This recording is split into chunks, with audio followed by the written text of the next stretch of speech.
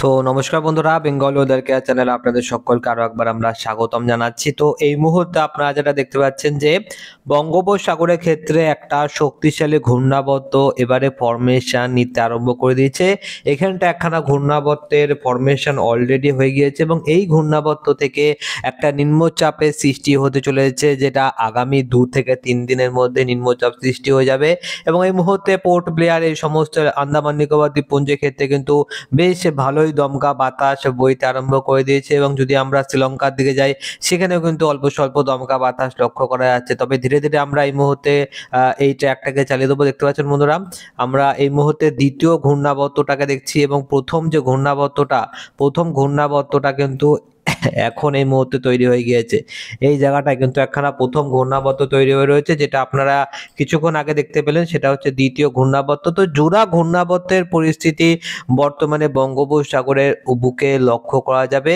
তবে এই ঘূর্ণাবর্তটা ঘূর্ণিঝড়ে পরিণত হওয়ার সম্ভাবনা অনেকটাই কম রয়েছে। আপনারা যেটা দেখতে পাচ্ছেন এই মুহূর্তে, যে ঘূর্ণাবর্তটা কিন্তু নিম্নচাপে পরিণত হবে ঠিকই, কিন্তু সেটা কোনো রকম ভাবে ঘূর্ণিঝড়ে এখনই পরিবর্তন হচ্ছে না, যেটা কিন্তু পশ্চিমবঙ্গের মানুষদের জন্য দারুণ একটা খুশির খবর যে এখন ঘূর্ণিঝড়ের আসার সম্ভাবনা একদমই নেই। তবে যেটা হতে চলেছে সেটা হচ্ছে যে বৃষ্টিপাতের সম্ভাবনা কিন্তু বাড়তে আরম্ভ করে দেবে। আমরা যদি এই মুহূর্তে আবহাওয়ার রেডার প্লাসে যাই, তো আবহাওয়ার রেডার প্লাসে আপনারা দেখতে পাবেন যে বঙ্গোপসাগরের বুকে কিন্তু ব্যাপক আকারে ঘন কালো মেঘাচ্ছন্ন আকাশ হয়ে রয়েছে এবং দফায় দফায় বৃষ্টিপাতও হচ্ছে উপকূলবর্তী কিছু কিছু এলাকার দিকে, এবং সাগরের বুকেও কিন্তু বৃষ্টিপাত লক্ষ্য করা যাচ্ছে। তবে এই মুহূর্তে পরিস্থিতি কি রকম হতে পারে, পশ্চিমবঙ্গের আকাশের পরিস্থিতি কি রকম, সেটা দেখার জন্য আমরা চলে আসলাম এই মুহূর্তে পশ্চিমবঙ্গের এখানে। এবং পশ্চিমবঙ্গের ক্ষেত্রে আমরা স্পষ্টভাবে দেখতে পাচ্ছি যে পশ্চিমবঙ্গের আকাশ এবং বাংলাদেশের আকাশ কিন্তু সম্পূর্ণভাবে কিন্তু পরিষ্কার আকাশ রয়েছে। তবে কিছুটা একটু মেঘলা মেঘলা ভাব হয়ে রয়েছে মুর্শিদাবাদের দিকটায়। মুর্শিদাবাদ, কাটোয়া, বর্ধমান এই দিকটায় কিন্তু কিছুটা মেঘলা মেঘলা ভাব হয়ে রয়েছে।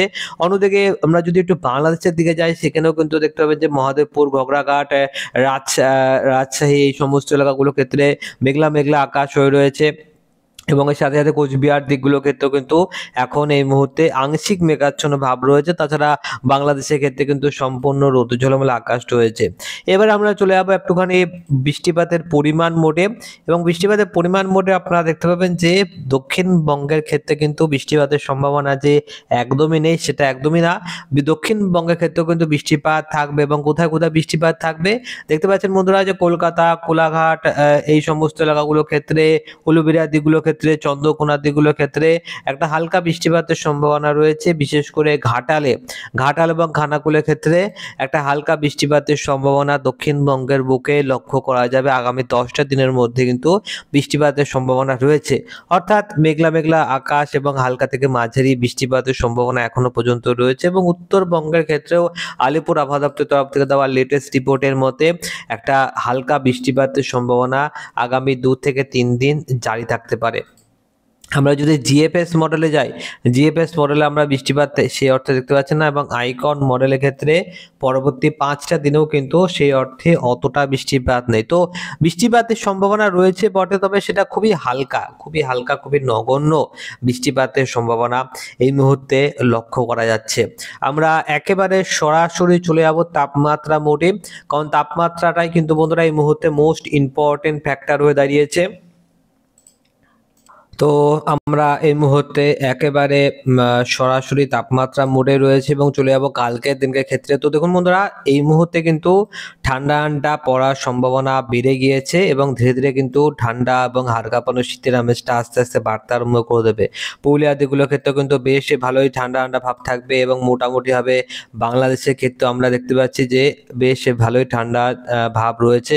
কলকাতার ক্ষেত্রে 15 ডিগ্রি কাছাকাছি তাপমাত্রা থাকবে। বৃহস্পতিবার দিনকে চলে আসছে দেখতে পাবেন যে প্রায় 12 থেকে 13 ডিগ্রি কাছাকাছি তাপমাত্রা চলে আসছে। শুক্রবার দিনকের ক্ষেত্রে বন্ধুরা 12 ডিগ্রি কাছাকাছি, 11 ডিগ্রি কাছাকাছি তাপমাত্রা চলে এসছে। শনিবার দিনকের ক্ষেত্রেও কিন্তু বন্ধুরা 12 ডিগ্রি কাছাকাছি তাপমাত্রা থাকবে। তো আস্তে আস্তে ধীরে ধীরে হাড় কাঁপানো শীতের আমেজ পশ্চিমবঙ্গের ক্ষেত্রে বাড়তে আরম্ভ করে দেবে।